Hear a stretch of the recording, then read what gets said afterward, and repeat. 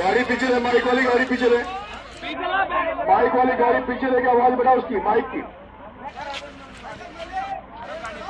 आवाज बढ़ाओ, गाड़ी की माइक की, गाड़ी पीछे ले, माइक वाली पीछे ले।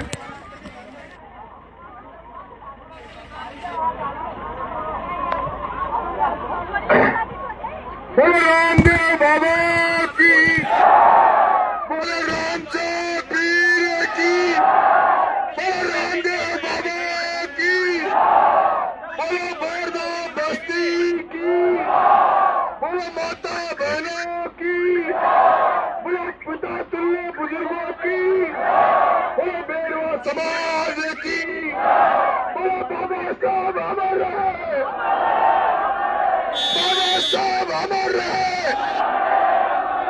बाबा साहब अमर रहे, बाबा रामदेव की जय, बोलो बाबा रामदेव की, बोलो राम साहब पीर की।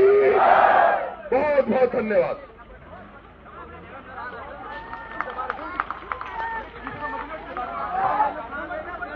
बोरदा गांव के मेरे पिता तुल्य बुजुर्गों, मेरी प्यारी माताओं, युवा साथियों, प्यारे बच्चों, आपका बेटा निर्दलीय के रूप में आपसे वोट मांगने आया है और मुझे विश्वास है जो पूरा दलित समाज, बेरवा समाज आज मुझे जिस तरह से मुझे आपने केलों से तोला है, माला पहनाई है, उससे मुझे भरोसा हो गया कि इससे ज्यादा आप मुझे वोट भी देकर विजय बनाएंगे। मैं बाबा रामदेव के मंदिर में खड़ा हूं। बाबा रामदेव का जन्म एक राजपूत परिवार, राठौड़ परिवार में हुआ था। ये बात शायद आप भी नहीं जानते हो।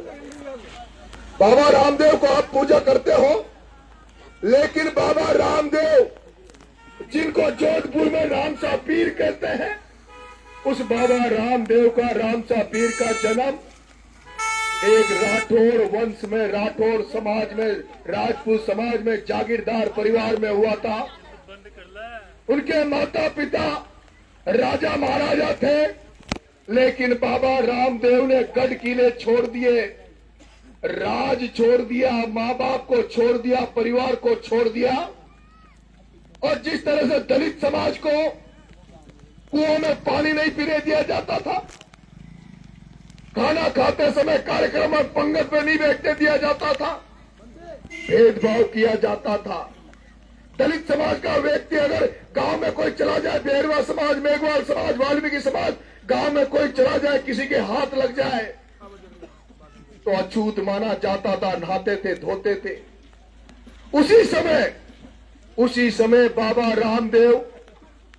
रामदेव ने गढ़ किले परिवार छोड़कर उन दलित समाज की सेवा करने निकल गया, उन बेरवा समाज, मेघवाल समाज, उन गरीबों की सेवा करने निकल गया। और उन्होंने उन गरीबों को, दलित समाज को भगवान मानकर उनकी पूजा करने लगा, उनके दुख दर्द को कम करने लगा।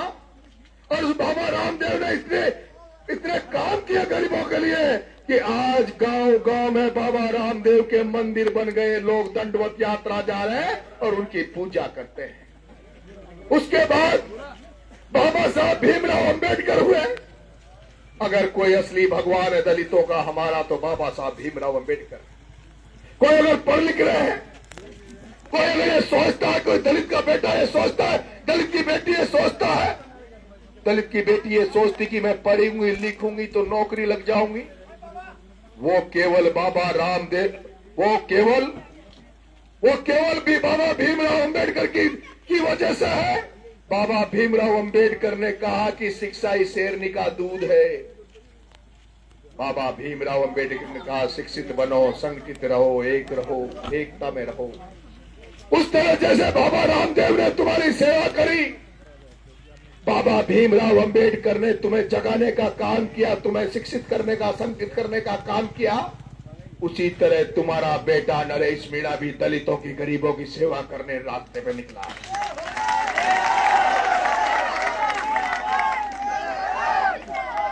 जैसे बाबा भीमराव अंबेडकर ने दलितों की, गरीबों की सेवा करी है, उसी पथ पर नरेश मीणा गरीबों की सेवा करने निकला है।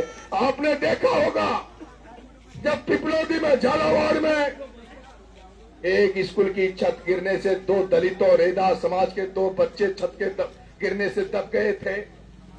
4 बच्चे भील समाज के गरीबों के दब गए थे, 1 बच्चा लोधा समाज का दब गया था। मैं उस पिपलोदी में कभी चुनाव लड़ने नहीं जाऊंगा, झालावाड़ में चुनाव लड़ने नहीं जाऊंगा, पर तुम्हारा बेटा उन बच्चों की, उनके परिजनों को न्याय दिलाने के लिए झालावाड़ चला गया। उन बच्चों को सरकार से कहा कि इन बच्चों के घर वालों को पैसा दो, सरकार की कमी की वजह से मरा है, इनको 1-1 करोड़ रुपए दो।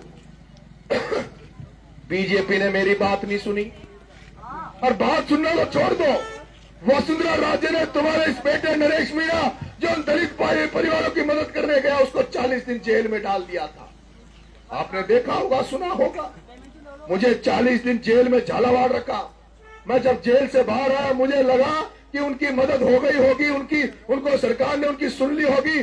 40 दिन आपका बेटा जेल में रहने के बाद जब सरकार ने नहीं सुनी, और सरकार ने उनको मदद में क्या दी?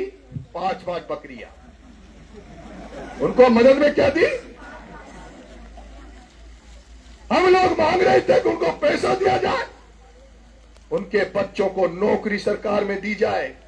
नौकरी नहीं दी, पैसे नहीं दिए तो 5 बकरियां, किन बकरियों को चराओ, पेट भरो।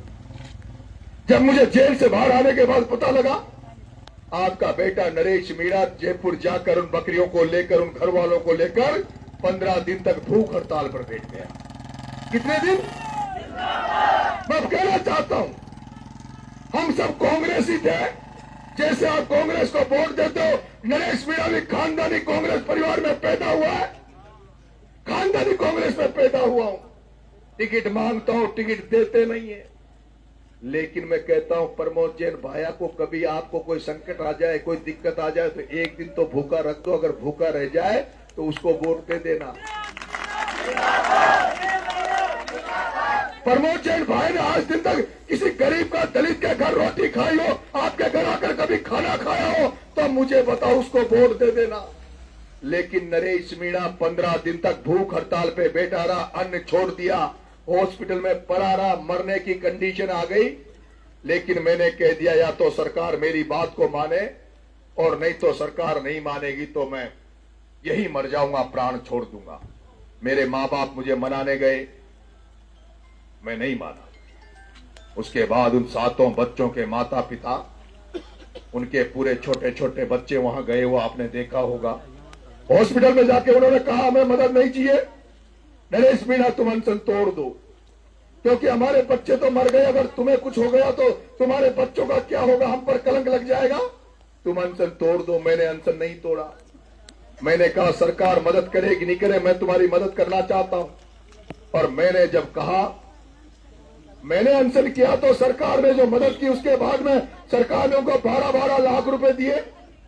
सरकार ने उनको 12-12 लाख रुपए दिए, सरकार ने उनको नौकरी दे दी। और फिर मैंने कहा कि मैं इनकी मदद करना चाहता हूं, भामाशाह मेरे को चंदे की जरूरत है। तो मैंने जब उनके लिए चंदा मांगा तो 24 घंटे में 1 करोड़ रुपए मेरे पास आए। कितने? 1 करोड़, 1 करोड़ रुपए आए। मैं उनके गांव जाकर, वो जो रेदा समाज का, जो दलित समाज के 2 बच्चे थे, उनको 26 लाख की एफडी कराई। भील समाज के जो 4 बच्चे थे, उनकी 13-13 लाख की एफडी कराई। लोधा समाज का जो बच्चा था, उसकी 13-13 लाख की एफडी कराई। 12-12 लाख सरकार से दिलाए, 1 करोड़ रुपए तुम्हारा बेटा उनको देकर आया। मैं वही नरेश मीणा हूं, मैं वही नरेश मीणा हूं जो राजस्थान विश्वविद्यालय, राजस्थान का सबसे बड़ा विश्वविद्यालय है। वहां कोई दलित का बेटा, दलित की बेटी, वहां कोई दलित का बेटा, दलित की बेटी चुनाव नहीं लड़ सकते थे। छतरियां ले लो भाई, छतरियां दे दो, छतरियां ले लो।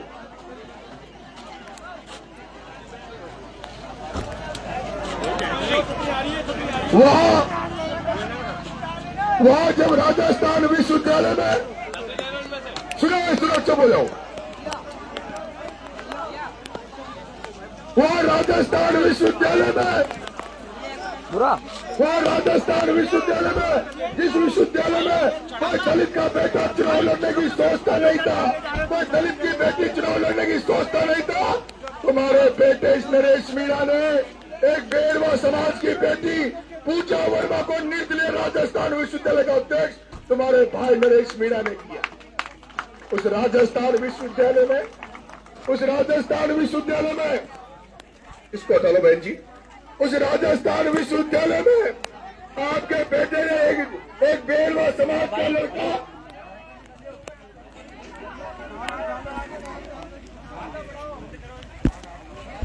आपके बेटे नरेश मीणा ने एक बेरवा समाज का लड़का विनोद चाकर, उसको निर्दलीय अध्यक्ष बनाने का काम आपके भाई ने किया। मेरे बेरवा समाज वालों, मेरी माता बहनों, मैं आपसे निवेदन कर रहा हूं, नरेश मीणा को एमएलए बना दो, नरेश मीणा को एमएलए बना दो। अभी तो तुम बाबा साहब भीमराव अम्बेडकर की तस्वीर नरेश को दे रहे थे, लेकिन अगर नरेश एमएलए बन गया तो इस अंता की धरती पर जितनी भी दलित बस्तियां हैं, जो बेरवा समाज के गांव में बस्तियां हैं, जो मेघवाल समाज के गांव में बस्तियां हैं, प्रत्येक ढाणी में, प्रत्येक गांव में बाबा साहब अम्बेडकर की मूर्ति लगाऊंगा, ऐसा स्मारक बनाऊंगा, जहां लाइब्रेरी खोलूंगा, जहां दलितों के बच्चे, गरीबों के बच्चे अखबार पढ़ सके और वहां पर वो शिक्षा ले सके। ऐसे सुंदर सुंदर स्मारक बनाकर आपका बेटा आपको देगा। मैं आपसे निवेदन कर रहा हूं, मेरे पास पार्टी नहीं, कांग्रेस अलग मांग रही, बीजेपी के बड़े बड़े नेता आ रहे हैं, मैं तो अकेला डोल रहा हूं। इस बारिश में, पानी में कोई नेता नहीं डोलेगा। नंगे पैर घूम रहा हूं, नंगे पैर राजस्थान की सड़कों पर घूम रहा हूं, क्योंकि ये जो सेठिया बेटे, धन्ना सेठ बेटे, इनकी राजनीति को खत्म करना चाहता हूं। मेरे गोरदा वालों, मैं आशा करता हूं, अपेक्षा करता हूं कि आप 2.5 साल के लिए मुझे वोट दो ना, तो भी मेरी माता बहनों, एक बार छतरी हटाओ, सब लोग छतरी हटा लो, 2 मिनट के लिए भीग लो। नरेश के लिए भीगोगे नहीं, नरेश के लिए भीग नहीं सकते, छतरियां बंद कर लो, छतरी बंद कर लो। अब मेरे लिए मुझे आशीर्वाद दोगे, क्या मेरी माता बनो आशीर्वाद दोगे, मुझे वोट दोगे? हाथ खड़ा करके बताओ। बोलो रामदेव बाबा की, बोलो रामदेव बाबा की, बोलो रामदेव बाबा की, बोलो बाबा भीमराव अम्बेडकर की, बोलो भीमराव अम्बेडकर की। सब लोग आशीर्वाद दे रहे हो, दोनों हाथ खड़ा करके बताओ। बहुत बहुत धन्यवाद। राम राम।